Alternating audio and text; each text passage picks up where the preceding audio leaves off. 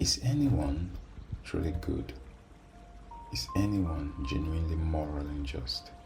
If so, by what standard and virtue? In theological terms, how does one follow the will of God if one's will is perverse? A theologian would say one needs divine grace and power to follow the will of God. Okay, how then does one get divine grace?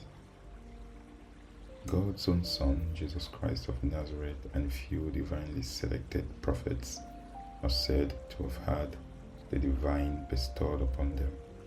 Well, if that's the case, why is divine grace given to some and not to others? One who wasn't blessed with divine grace must then use willpower to attain it, I suppose. But again, they say one's will is inherently selfish. So if one cannot follow the will of God through one's own will because one's will is selfish, how then must one's will, which is selfish, be made unselfish? Well, since one's will is selfish, then divine grace must do it. If so, why has divine grace not done it yet? Perhaps because one didn't accept it, they argue. But by definition, one has no power to accept it since one lacks grace and one's will to accept it is selfish. Alright, let's take a Calvinist's approach by proposing that only those people who have been predestined to receive divine grace will be able to live a good life. Well then, we land at the inconceivable and inadmissible position to many, which is one who lives an evil life as a result of lack of divine grace because one wasn't predestined to it, courtesy of God's supreme wisdom. Then God himself must be held responsible for one's evil deeds since he failed to bestow the divine on all. See how messy that gets when one dares to ponder on such ideas? Alright, let's try the Oriental religion's take on the matter. According to Buddha, wisdom must come only from the abandonment of all selfish craving. One who can abandon all selfish craving will attain nirvana, which is absolute peace and liberation. So the basic underlying principle here is, if one wants it being anything from life, love, happiness, peace, etc., one must not cling to it, but let go. But then here we go again, we are back to the same problem. To let go, one must desire to not desire. But if one desires to not desire, isn't that in itself desire?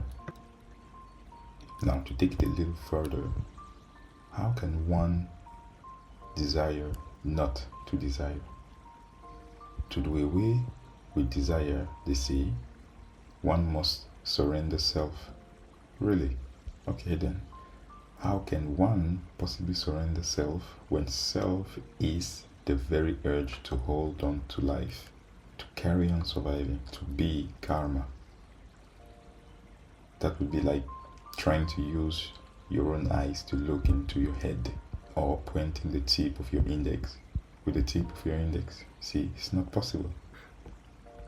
So it all boils down to the basic question that we humans of all creeds have for a long time been perturbed by: the question of transforming one's mind.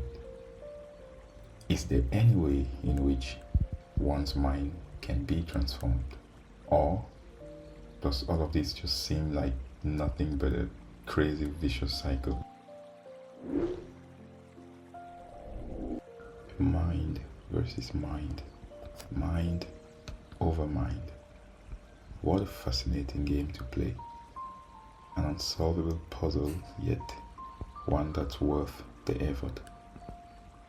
I don't know about you, but I sometimes wonder, why Einstein? Why Shakespeare? Why Tesla? Why Escher? Why Mozart? Why not you? Or even me? Now one must be careful not to take these puzzling questions seriously at all. The ideal state of mind to have while reflecting on them is that of a child, the kind that goes, wow, then follows, what? But how? Wait, why? And then it goes, oh, then back to, wow. What a place to have such a mind. Endless streams of questions without the pressure to find answers. What a gift. I really wonder, do you ever have such thoughts? Are your sets of puzzling questions more interesting than these? If so, please don't hesitate to share them with us in the comments. That's it for this piece. Thanks for watching once more, and I'll catch you in the next one.